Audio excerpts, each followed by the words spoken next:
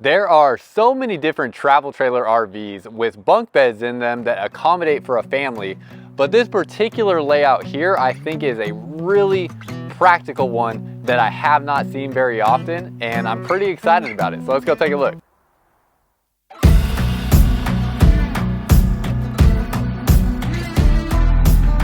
Welcome back to another video, y'all. If you are new here, my name is Miles with Firmly Unbound, and we are taking a look at this 2024 Grand Design Imagine 25, and the model number 25DBE. There it is.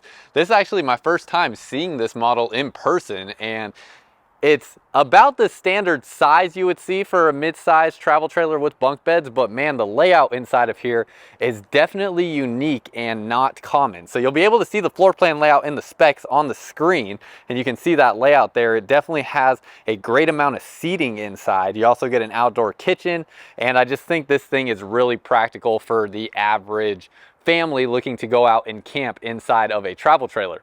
Now, real quick on the specs on this RV, let's see if we can find some of the specs specifically before we go inside. And then pretty exciting, this video here, I'm out actually filming in San Diego, California, my first time ever coming out here. So it's been pretty fun. I'm traveling around the country filming RVs for you guys now. So if you appreciate my efforts to find these RVs for you, no matter what it takes to go find them, definitely make sure to subscribe and hit the like button down below. But the gross vehicle weight rating on this is only 7,395 pounds, so pretty dang light. So that's fully loaded. Unloaded is only 6,120 pounds. That gives you a 1,235 pound cargo carrying capacity.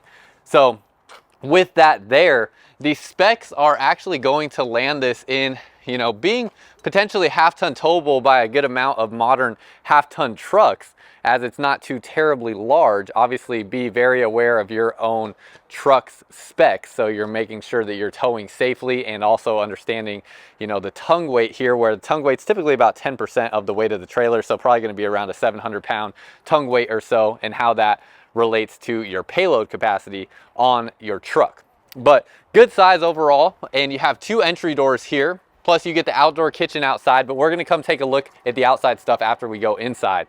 So on this 25 DBE, when you walk in, oh, should point out though, you do have an awning that covers the entire length of this travel trailer. Very impressive, covers both entry doors. So really love that. You have the solid step when you walk in here through your main entry door, and then it has the more traditional step here. That is nice because these steps here, they do require that you swing the step down. So if you're parked too closely to another wall or another camper, you really can't get this step out of the way of the door, which means you can't really go in and out of that door, but you can always go in and out of this door because the steps tuck underneath the trailer. So like that. And as we step inside here, y'all, of course, let me know what you think down below in the comments.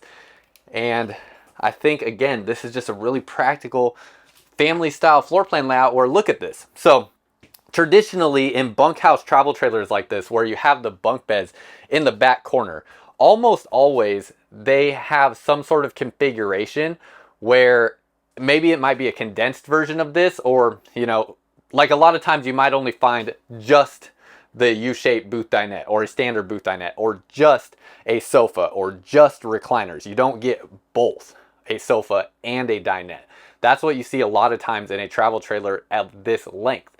Then if they extend it out even longer than what this is, sometimes you can get a sofa or recliners next to a booth dinette on the same slide out side, but that doesn't really give that same cohesion that I think this floor plan layout does here, where everybody sitting here in this space, it feels more communal versus like being side by side, where you can actually look at each other in the face and have more meaningful conversation. So I really like that about this floor plan layout compared to other bunkhouse models out there in the market that give a similar feel and size, how you have that more communal style seating where you can actually look at each other if someone's sitting on the sofa and somebody's sitting in the U-shaped dinette. Not to mention, this is not a terribly long travel trailer. It is only 30 feet, and you get both the sofa and the dining table. So love all that.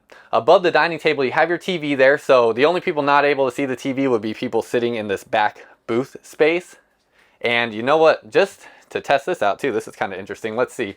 If I sit in this back booth space, I'm curious if my head will block the TV, being the height that I am. Now, keep in mind, a lot of times you'll probably throw your kids back there. Let's set the camera up on the table. You'll still be able to see. So let's see if my head blocks this when I sit into, oh yeah, it probably is going to.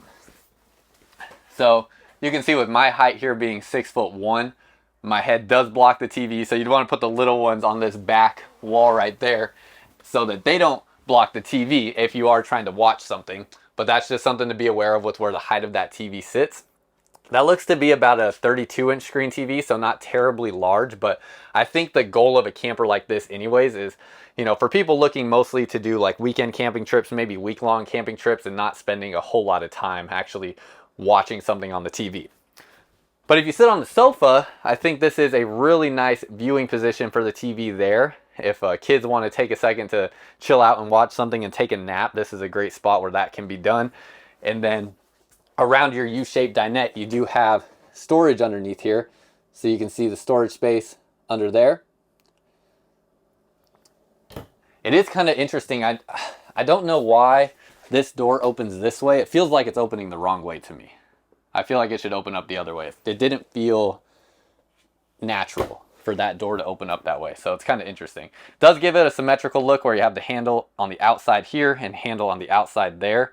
So that gives it a symmetrical look and feel, but it felt kind of weird with that opening on that side. And you do have storage up underneath the back side of the booth dinette. So there is storage that will lift up there. You can also get to the storage from underneath here. This board under here is very thin. Very, very thin.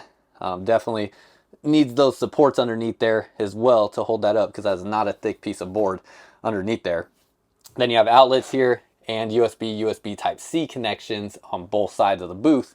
Plus this will drop down and make into a bed if you want it to. Love that it has this more telescopic style table here instead of having the two legs. So it gives you more room to maneuver through here. Actually, when I got into that back booth seating area, it was pretty easy to get back there. A lot easier than when you have two legs sitting there. But that'll drop down and that'll give you a sleeping space here that'll be about 6 feet long or so, and wide enough that it could actually fit 2 adults if needed, or 2 kids obviously. Around here you have your storage around the TV. You can see back through there, and then these are just tinted glass cabinet doors. And then this TV does swivel, so you can see the swivel mount there. So you can pull it out a little bit and swivel it if you need to. I'll give you a second to take a look at some of this here. This is just some of the construction elements of the Grand Design Imagine. So if you want to, let's get this camera straightened out. I'm so sorry. It wants to act crazy on me. There we go. Get that straightened out there. And you can read some of this here if you would like, kind of give you section by section. Tankless on-demand water heater. It does have a 4-season package. They do test it to 100 degrees in the heat. And that is everything there. Now, this sofa will make into a bed. So let me show you how that looks when you make this into a bed here. Let's get the camera set up so I can do that. Okay, and very simple if you've never seen this before.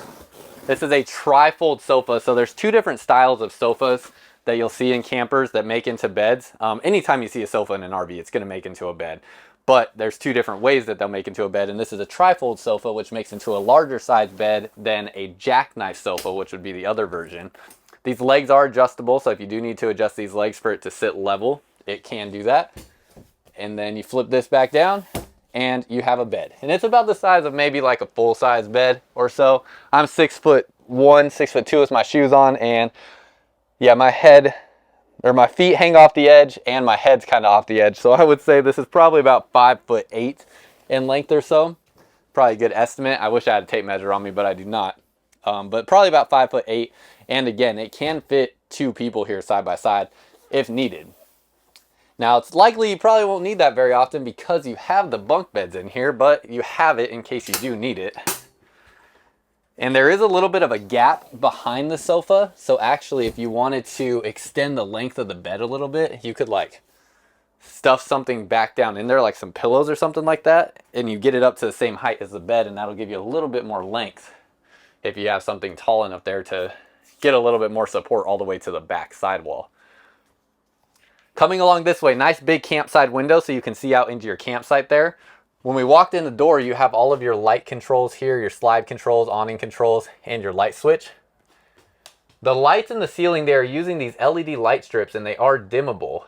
So I wonder where the dimmer switch is. I think this switch is for the awning outside that I just was messing with. Actually, no, it's not. You know what? I don't know what this light switch is for. I can't determine what this is controlling. So, not sure. But the lights in the ceiling should be dimmable. I know I turned them on right here. Oh, wait. I got an idea. I think I might know. Okay, yeah. Okay, I figured it out. So, because you have a ceiling light switch here, and this is also a ceiling light switch, it's kind of confusing because if I turn this on, now that disables this switch, and if I turn this off, now this switch is engaged. And so I can use that dimmer switch now to dim the lights. So that's that there. Now, the light tone in here is very cool. So it's not a very warm light tone. You can see, especially with the puck lights, these are a very cool light tone. And one thing about this is it just doesn't feel very bright in here. I haven't been in this camper at night yet, but it just doesn't have a super bright feel. Sometimes I feel like those LED lights should be just a little bit brighter, and they're not. So I would love to see this camper at night, but every time I've stepped in one of these Imagines, I just never feel like it's super bright in here. And I think that's kind of standard for most travel trailers. Most travel trailers I step into, I would say don't feel super bright, but there are some that I step into that definitely feel brighter than the majority. Going back into this camper, you have your bunk beds along the back. They are using the Teddy Bear Bunk Series mattress. Pretty good size mattress on that. Not super thick, but gets the job done. You do have storage down underneath here. This bunk does not flip up though, and that storage does not go back to the back wall. And these bunk beds here look like they're pretty good size. You can see the LED lights up above here, and you do have light switch for these LED lights in this space. Pull down blackout shades on the windows, so we love that. Even up in the bunk room, you have the pull down blackout shade as opposed to like a pleated shade that you might see in some other brands in a similar price and size range. And then each bunk bed is going to get its own space back in the corner. Let's flip my shoes off and get back here. You can see back in this corner, you have outlets and USB ports in a little cubby space. And, oh, these are great sized bunks. So you can see I fully fit in here. This bunk is probably about 6'4", maybe 6'5" in length. Oh, I love this. This is so comfy and cozy. And actually, this mattress is a little bit more on the firm side. And so sometimes they use softer mattresses because they intend them to be for kids. And kids, because they're lighter, can definitely use a softer mattress. But usually, the heavier you are, the more firm you want the mattress to be, especially when they're this thin. And I actually felt like that was pretty dang comfortable for what it was. And I'm not a picky sleeper, but I definitely did not feel like that was uncomfortable though. And like I could sleep on those mattresses as they are, especially for just a weekend-long camping trip. And I was really surprised at how long those bunk beds were. So about 6'5" in length is pretty dang impressive. So definitely like that. You have your privacy curtains right there. Kind of interesting. It's like they don't really, I guess they offer full privacy. They don't really go all the way back to the wall, it looks like. Yeah, not quite. But pretty good privacy that you get with those curtains. Not terrible. And then this here, the outdoor kitchen door is up, but that'll let a little bit more natural light into this bunk. Plus each bunk will get its view out into the campsite, and then top bunk gets a view out into the back of where you're camping as well. Going back into this space, you have your bathroom through here. Pretty standard sized travel trailer bathroom. Porcelain foot flush toilet. So you can see that's porcelain there. Definitely good spot where it's off in the corner. So plenty comfortable seating position. You have your storage space all up through here. So these are little cubby compartments, not super deep, but you can see what those look like. And you have some hooks here that you can hang some towels. You have your tankless on-demand water heater controls, light switch, fan switch, and then all your countertop space, outlet there. Stainless steel sink. So you can see how my hand fits in that stainless steel sink. It's not super huge, but it'll get the job done. You have your medicine cabinet storage. Pull down blackout shade on this window. And then good amount of countertop space. Shelving plus storage underneath here. So everything looks pretty good all through here. Going into the shower, I can tell already this is going to be a little condensed because there's quite the lip to get up there, so they're running all the water lines underneath that shower. It is a plastic two-piece shower, and it has this style shower curtain on it, which I really like. It's flexible, so if you hit it or anything like that, it's not going to hurt.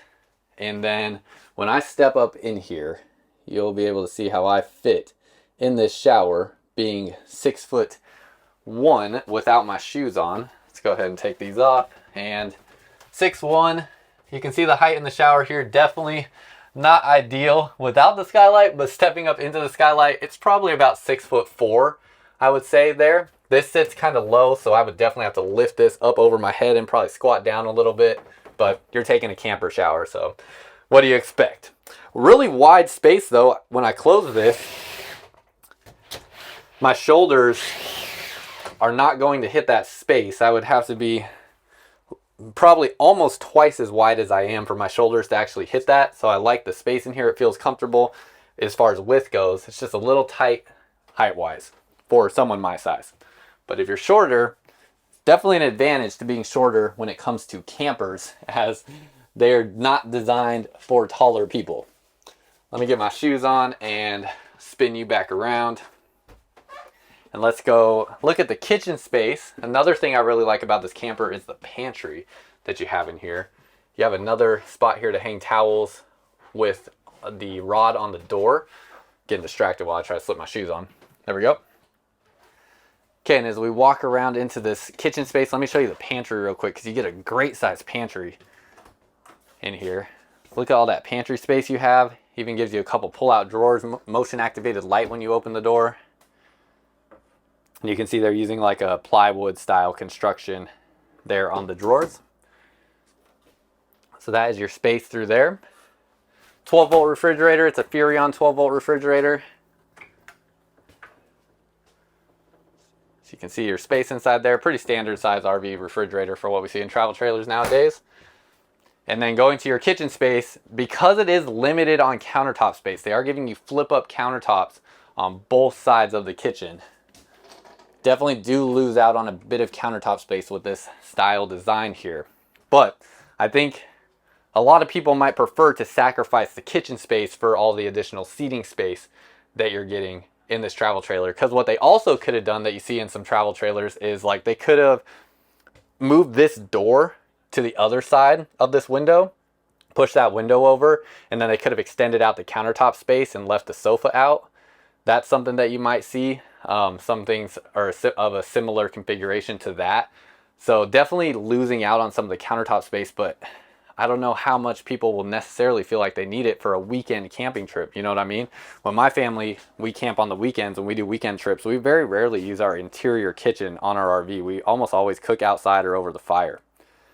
3-burner stove, oven underneath here. Nice big drawer here for pots and pans. And then 2 drawers that pull out here. Little shelf underneath your sink. Stainless steel sink here. Does have a retracting water faucet. Outlet here, outlet there, and a pop-up USB charging port right here. Plus that's a wireless charging pad. Pull down blackout shade on that window. And of course you do have a vent fan here. Now we can talk about the price real quick here. Now a couple things that are interesting with this price. First of all, you can see here at the RV show that I'm at here in San Diego, they have it listed at $45,330. Now this here is, prices are different across the country. So there's a link down below in the comments of my video and in the description of my video.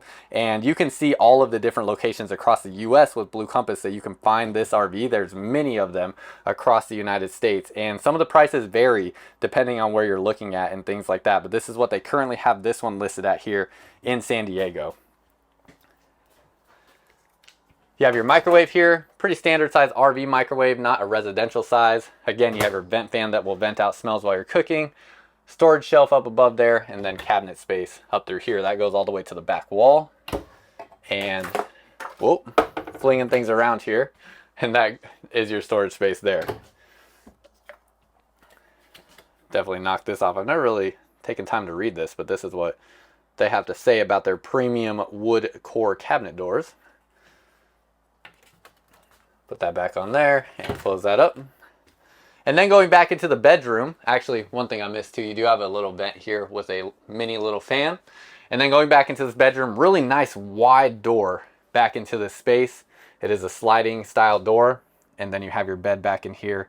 2 reading lights, one over each individual that also has a blue mood light in it, and then the more standard warm reading light.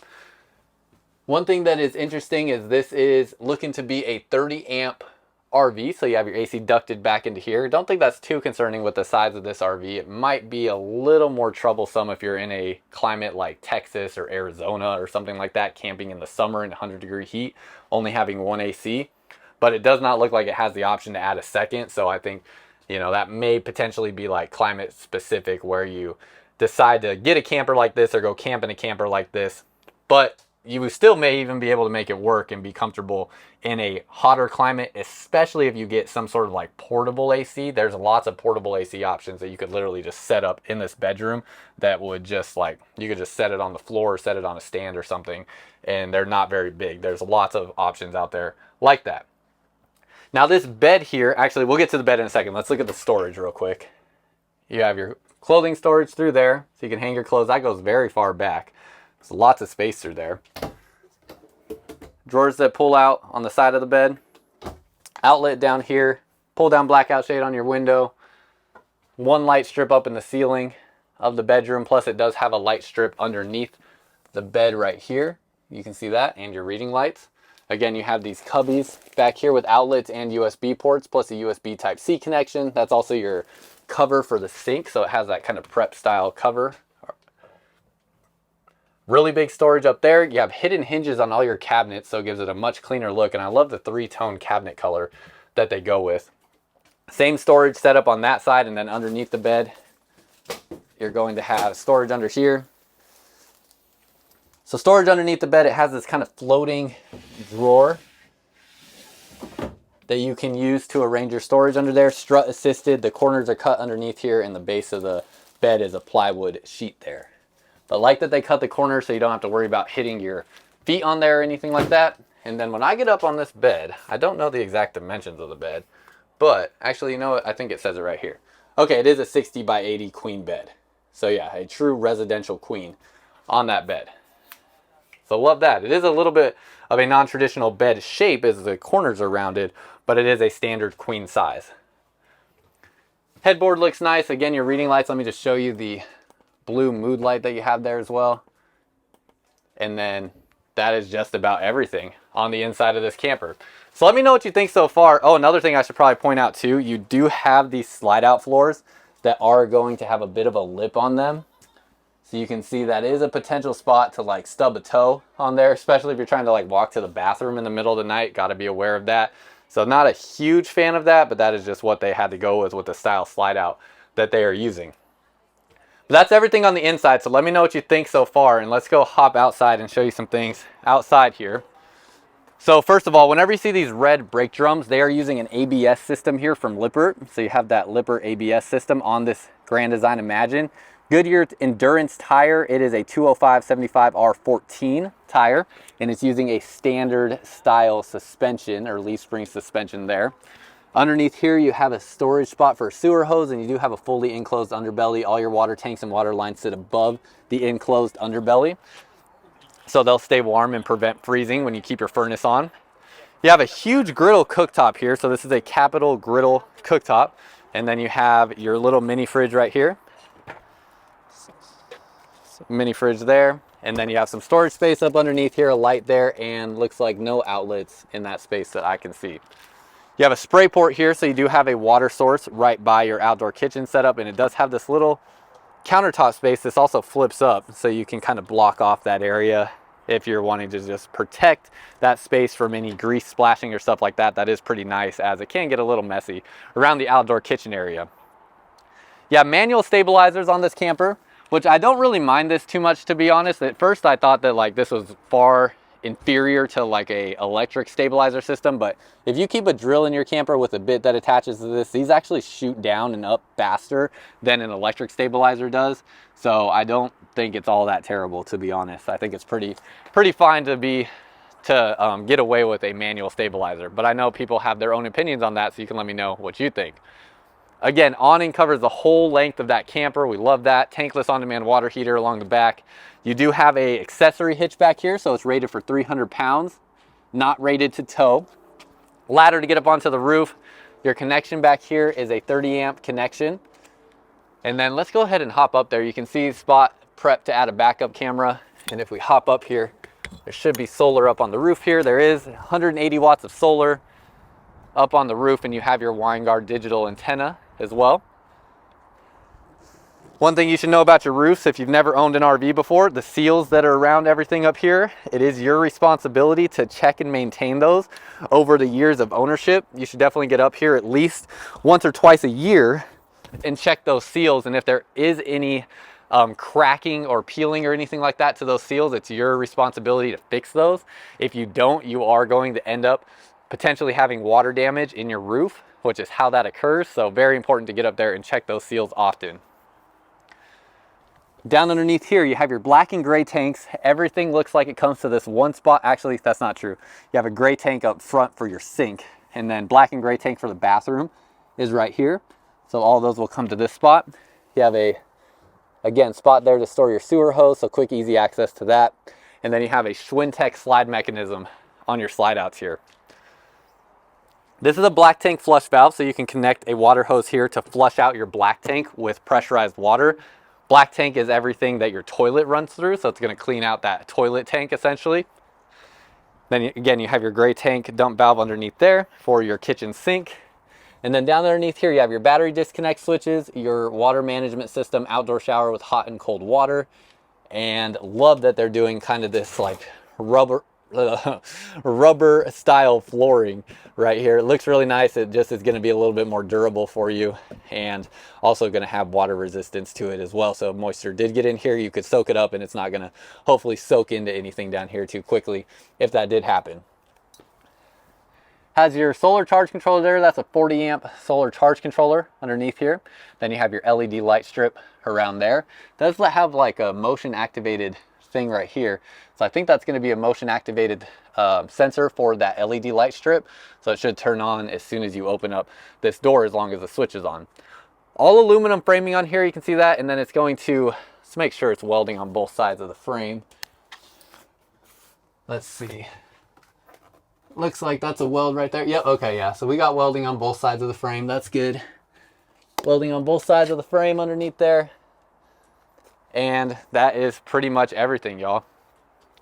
So let me know what you think about this travel trailer here. Again, I think this is one of my most preferred bunkhouse travel trailers that I've seen that's in this size range. I think this is a really great option, but of course, let me know what you think down below in the comments. That's all I got for y'all. Until next time, live firmly unbound.